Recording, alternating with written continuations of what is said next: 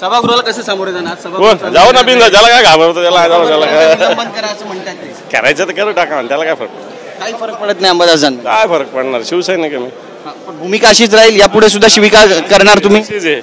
गणिमत सभागृहात होता तो, बाहेर असता तर आणखी काय झालं असतं. नाही, आता ते ज्या गोष्टी बोलतात त्याच मुशीतनं आम्ही पण आलेलो आहोत.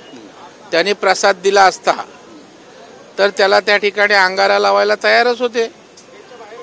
त्याच्यामुळे उगाच आपल्या भ्रमात राहायचं म्हणून मी सभागृहात पण बोललो ना, बोटं वर करणाऱ्यांची बोटं काढताय. मी सभागृहात माझ्या सगळ्या सहकारी सदस्यांना बोललो, जरा बोटं वर करा आणि चला बाहेर, कोण बोटं छाटणार आहे. त्यामुळे बोलणं आणि कृती याच्यात फरक आहे.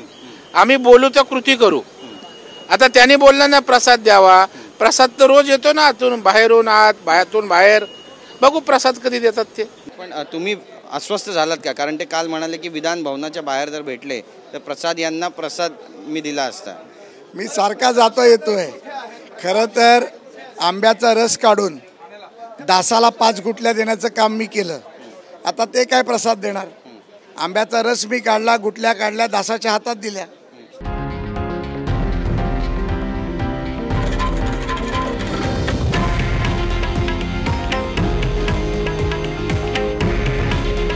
हे आहे देशातील नंबर 1 न्यूज नेटवर्क आणि आपण पाहत आहात TV9 मराठी.